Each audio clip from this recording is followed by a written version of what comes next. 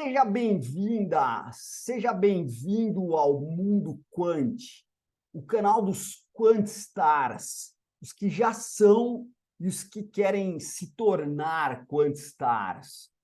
Dá uma olhada nisso aqui, ó. Num vídeo anterior, eu expliquei para você sobre o Random Walk e o movimento browniano ou processo browniano. E nesse vídeo eu expliquei que quando você começa com o Random Walk e divide cada passo em N pedacinhos, se você não viu esse vídeo, volta lá e dá uma olhada. Então, quando eu divido cada passo em N pedacinhos e faço esses N pedacinhos virarem um N cada vez maior, né? Faço o N tender a infinito, eu vou fazer o Random Walk convergir para o que a gente chama de processo browniano ou movimento browniano. E eu comentei que a distribuição dos valores finais daquele processo que eu estou olhando, então, por exemplo, se aquele processo que eu estou olhando representa o preço de alguma coisa ou o valor de alguma coisa, enfim, quando eu estou modelando com processo browniano, né, com movimento browniano, aqueles valores finais eles vão tender a uma distribuição normal. Quem diz isso é o teorema do limite central, que falava que quando eu somava N variáveis aleatórias que eram independentes e identicamente distribuídas, somando tudo isso, eu acabo convergindo para algo que tem uma distribuição normal, independentemente da distribuição de cada um dos elementos. Então, lá no caso do processo browniano, quando eu comecei no Random Walk, lembra? Eu tinha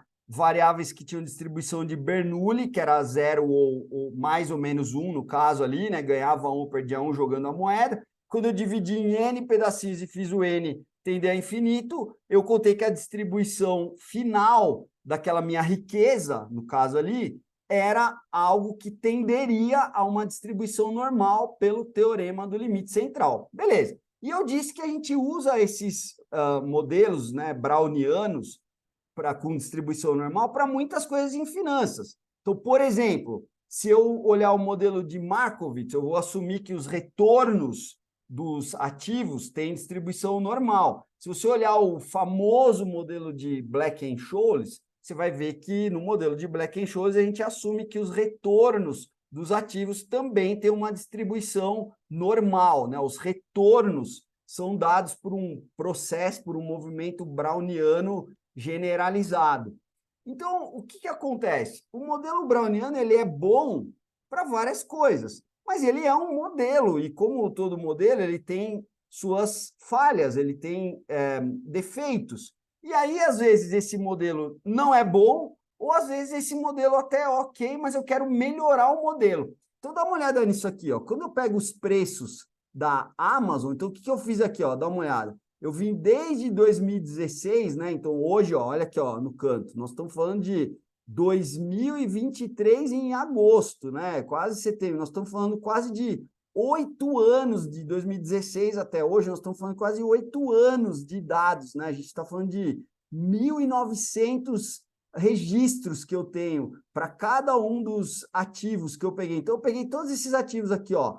Isso aqui é um ETF, não, um Exchange Traded Fund, que replica o ouro, tenta replicar o ouro. Esse aqui é o preço da Amazon, esse aqui é o preço da antigo Facebook, né, do Meta, do Google, da Tesla, Microsoft, Netflix. Esse aqui é o preço do Bitcoin. E eu baixei esses preços e calculei os retornos. Aqui eu calculei o log retorno. E ó, lembra, se você tem dúvida ou você quer mais coisas sobre Python, eu já vou colocar, já tem coisa no canal, eu vou colocar mais coisas sobre Python, mas se você quer mais coisa, mais explicação sobre Python, mais explicação sobre finanças e sobre assuntos específicos, coloca aí nos comentários que eu vou produzindo vídeos conforme vocês vão pedindo. Mas o fato é que aqui eu calculei os log retornos e eu plotei histogramas.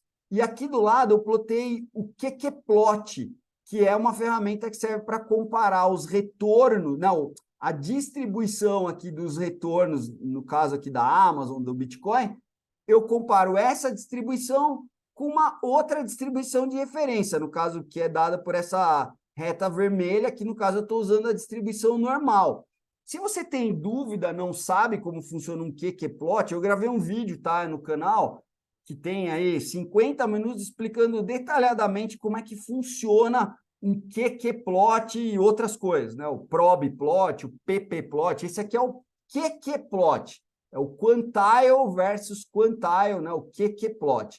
Então, esse plot ele serve para comparar distribuições. Então, quando você olha, dá uma olhada na cara da distribuição, ó, Amazon, dos retornos, tá bom? Então, da Amazon, do Bitcoin, do ouro, do Google, dá uma olhada aqui na cara dela, da Meta, da Microsoft, do Netflix, da Tesla. Você vê que essas distribuições elas não têm uma cara de distribuição normal, não. Tá vendo que ela tem um bico aqui e claramente ela tem uma cauda que está se espalhando mais do que se espalharia uma distribuição normal. Olha para todas.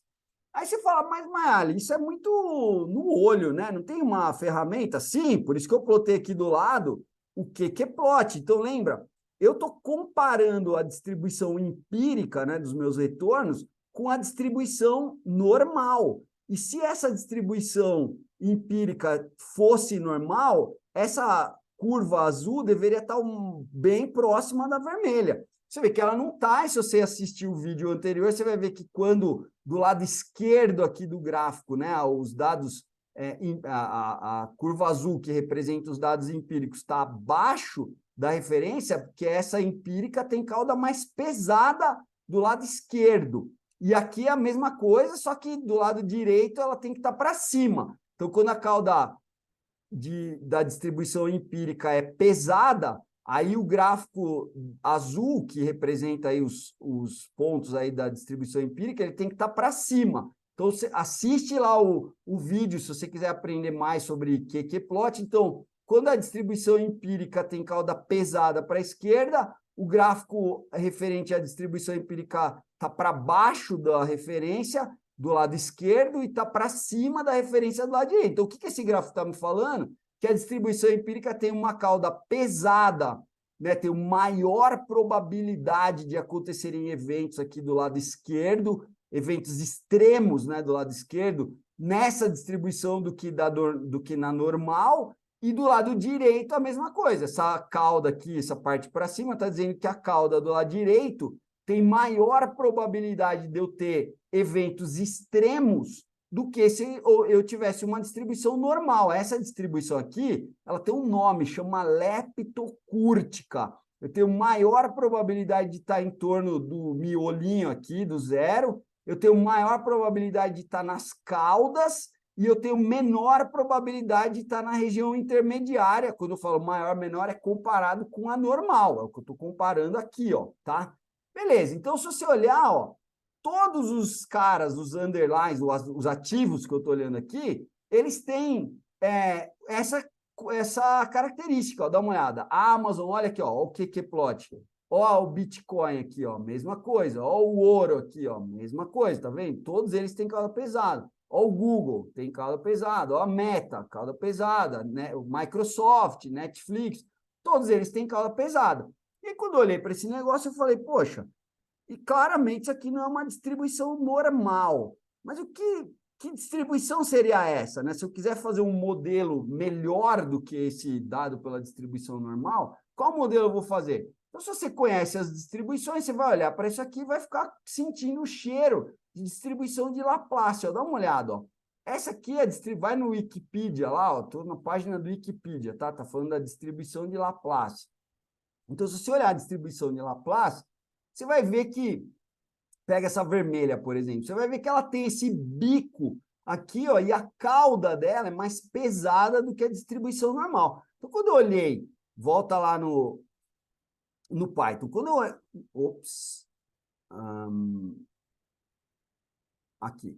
Quando eu olhei para a distribuição dos retornos, eu falei, poxa, isso aqui tem cara de distribuição de Laplace. Como é que eu checo isso com as ferramentas que a gente já conhece? É só você rodar de novo e rodar o QQ-plot com a distribuição de Laplace. E aí, o que vai acontecer? Todas as distribuições agora, elas ficam muito mais próximas da minha reta de referência, que é a reta que descreveria a distribuição os quantis da distribuição de Laplace. Só que, tá vendo? Dá uma olhada aí. Você vai ver que agora melhora. Não fica perfeito, mas melhora. E aí você vai falar, mas, Mayara, eu tinha 2.000 dados, eu tenho uns 10 aqui do lado esquerdo, eu tenho uns 10 lá do lado direito, que ainda não estão bons. Como que eu melhoraria o meu modelo? Então, quer dizer, se eu já percebi que se eu assumir que os meus retornos têm uma distribuição de Laplace, e ó, dá uma olhada, ó, tem um paper desses dois caras aqui, ó, foi um paper publicado em 2001, né? O paper está falando assim, ó, nós apresentamos um overview da teoria de Laplace Laws, né? As distribuições de Laplace assimétricas, que tem assimetria ou para um lado ou para o outro, enfim, então ele usou esses tipos de distribuição e aplicou isso para modelar currency exchange rates, né? Taxas de câmbio de moedas. E no paper ele conclui, se você ler esse paper, você vai ver que ele conclui que essas distribuições de Laplace, esses modelos, descrevem bem moedas. Veja que aqui eu não estou nem falando de moeda.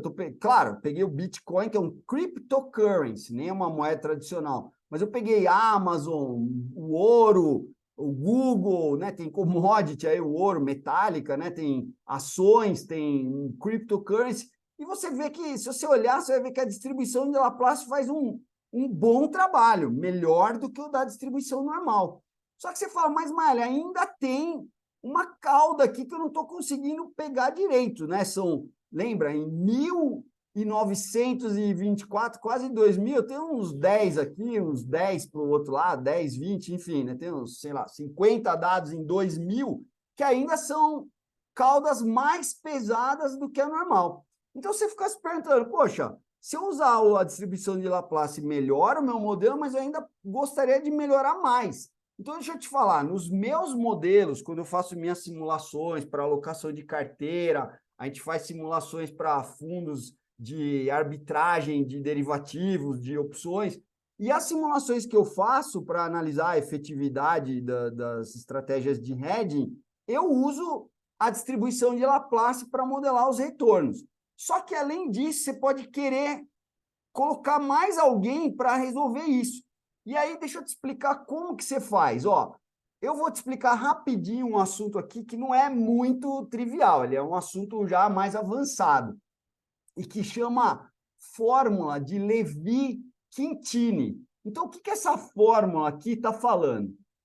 Ó, essa fórmula fala o seguinte, que quando você tem uma variável aleatória, ou quando você vai olhar ao longo do tempo, né, essa variável aleatória, você vai ter um processo estocástico lá, e você quer ver o que está acontecendo com as distribuições dessas variáveis aleatórias aí que você está olhando, né, dos retornos ao longo do tempo, dos preços, do que for que você quiser olhar, em geral a gente vai olhar retornos, essa distribuição, essa coisa que está aqui, ela se chama uma função característica, né? Então, se a minha variável aleatória é o x, o valor esperado de e elevado ao i ux, sendo que i é o famoso i ao quadrado, né? O número complexo i ao quadrado é menos 1. Então, essa conta aqui chama função característica da variável aleatória x. E vai dar isso aqui. E por que a função característica é importante? Porque a função característica, se você fizer uma transformada de Fourier, é uma conta. Se você fizer uma transformada de Fourier inversa dessa função característica, você encontra a distribuição de probabilidade do x. E é isso que, no fim do dia, é importante para mim. E eu vou te mostrar que quando você olha, né, a gente costuma olhar só para esse pedaço aqui, que é o expoente, né, que é e elevado a tudo isso. Então, quando você olha esse cara conta para mim como que são, aqui, ó, como que são os processos mais gerais que eu posso usar para descrever os meus processos estocásticos. Então, vamos lá. Eu só estou te contando, estou demonstrando. Se você quiser saber mais sobre isso, você pede aí, tá? Isso aqui é um assunto avançado. Então, ó, dá uma olhada. Esse primeiro pedaço, se ele aparece na função característica, ele me diz que a minha função está me apontando que o meu processo tem uma tendência linear lá com o tempo. É o que a gente chama de um drift, né? Então, é uma coisa que é um valor esperado determinístico. Eu conheço aquilo que vai acontecer, esse primeiro pedaço aqui.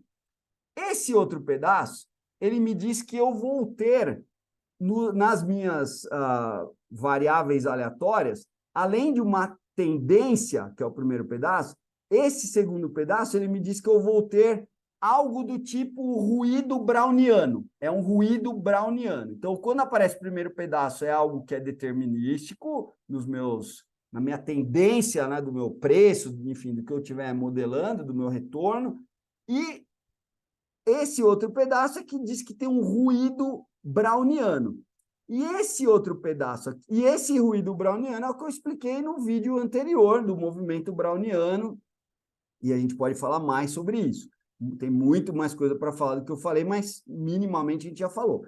E esse outro pedaço aqui é uma novidade. Então, agora a gente vai usar, em vez de processos brownianos, a gente vai usar processos de Levi. E essa fórmula de Levi-Quintini, ela me conta o seguinte, que esse cara aqui, eu sei que você vai olhar e talvez você não vai entender isso, mas eu estou te contando. Esse cara aqui, ele está me falando da parte que não tem a ver com os ruídos brownianos. Ele tem a ver com outros ruídos mais complicados. E como que eu vou descrever esses ruídos mais complicados? Aí, ó, é mais fácil se olhar para uma outra fórmula que é chamada a decomposição de Levi e Tho. Então, essa decomposição, ó, ela pega essa fórmula aqui, ó, esse pedaço, e vai dividir em tudo, né, na verdade, em 4 pedaços. O primeiro pedaço é a parte que tem algo, né, um valor esperado, tipo, o meu retorno é de 10%, a minha taxa de retorno é de 10% ao ano. Então, isso é uma parte determinística, que eu já conheço. Aí tem um ruído lá browniano, aí tem uma distribuição normal que me descreve que o retorno pode ser mais para cima ou mais para baixo, está variando com incerteza. Aí o pedaço 3 e 4 tem a ver com essa parte aqui, ó. E eu vou te explicar essa última parte aqui, ó. Deixa eu tentar pintar ela. Essa. E eu vou tentar te explicar aqui. Se quiser que explique melhor, com mais calma, você depois pede aí nos comentários.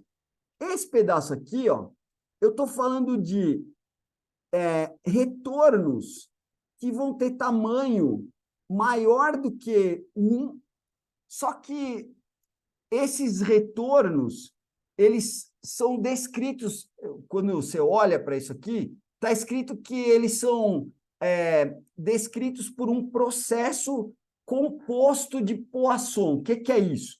As chegadas, então imagina que eu estou descrevendo jumps. Então, os meus jumps, eles vão ter distribuições, eles são descritos com chegadas de acordo com o processo de Poisson, e o tamanho do jump, então quando eu vou saber se chega um jump ou não, é uma distribuição de Poisson.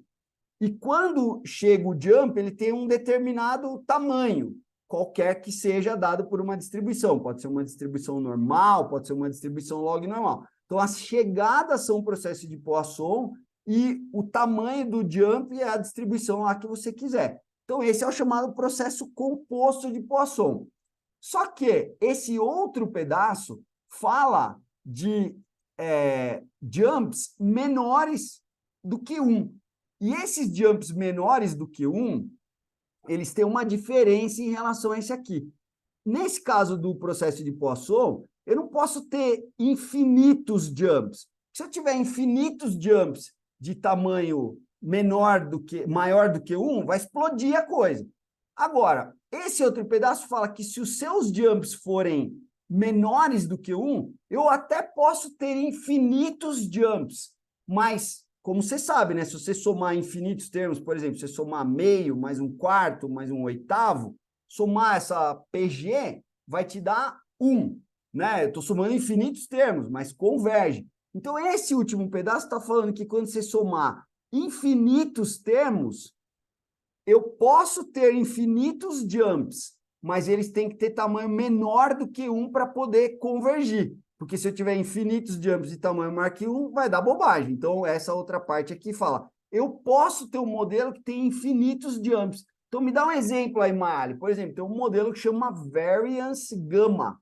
Eu depois posso fazer um vídeo sobre isso, se você quiser, pede aí. Então, esse é um modelo que eu vou ter infinitos jumps. Então, quando a gente vai modelar retornos, você pode colocar tudo isso nos seus modelos. Você vai colocar uma parte que tem um retorno esperado lá, então eu espero que cresça o preço da ação 10% ao ano. Eu vou colocar um ruído browniano, que é, eu vou usar um movimento browniano geométrico lá. E eu posso colocar ruídos que têm uma chegada, né, de jumps, de acordo com o processo de Poisson, e o tamanho dos jumps tem uma determinada distribuição, pode ser normal, log normal. E aqui eu vou ter até possivelmente infinitos jumps, só que aí esses jumps têm tamanho menor do que um. Então, esse é o chamado teorema, né, a decomposição de Levi e Tho, que eu dividi em 4 pedaços. Tá? Então, é isso que está falando aqui. Então, quando você, por exemplo, quiser sofisticar seus modelos e colocar os jumps, você pode escolher processos dessa classe. Um último exemplo aqui é um processo chamado, se quiser, fala aí que eu faço um vídeo, chamado de Merton de Jump Diffusion. Como que é o processo de Merton de Jump Diffusion? Ele tem essas 3 partes aqui. Eu vou ter uma parte que é determinística, tipo, o retorno é 10% ao ano, eu vou ter uma parte que é um browniano, e eu vou ter uma parte, até aqui é como se fosse um modelo de Black-Scholes. O modelo de Merton de Jump Diffusion tem mais uma parte que é a parte 3, que ele fala o quê? Que eu vou ter jumps chegando numa determinada taxa e aqueles jumps têm uma determinada distribuição que é log normal. E para terminar, pensa que os seus jumps, a taxa com que eles chegam, a frequência com que eles chegam, ela afeta o tamanho. Por exemplo, se eu estiver falando de jumps que acontecem 2, 3 vezes, 4, 5 vezes por ano, eles vão ter um tamanho que é menor do que, por exemplo, se eu falar de jumps que vão acontecer uma vez a cada 20 anos. Pega o Covid, por exemplo. Na época do Covid, eu tenho um evento que é muito mais raro, só que o impacto, o tamanho, a distribuição dos jumps que você vai ter, né, do tamanho dos jumps que você vai ter nesse tipo de evento mais raro é maior. Então, aqui eu estou, na verdade, falando que eu tenho uma série, eu posso ter uma série de processos de Poisson, cada um deles com uma taxa de chegada, e taxas de chegada mais frequentes, em geral, vão ter jumps com distribuições de tamanhos menores, e taxas de chegada mais raras, né, menos frequentes, vão ter distribuições com tamanhos maiores, tá bom? Então, isso é só para você ter uma ideia de como que a gente pode sofisticar a nossa modelagem. Se você quiser saber mais sobre isso, pede aí nos comentários que eu explico e mostro como que a gente pode simular no Python nossos preços, tendo distribuições que vão mostrar jumps nos meus preços, tá bom? Valeu, espero que você tenha minimamente aprendido alguma coisa. Se você quiser aprender mais, vê os outros vídeos que tem no curso aí, que são mais longos, ou fica de olho e acompanha os próximos vídeos. Um abraço e até lá.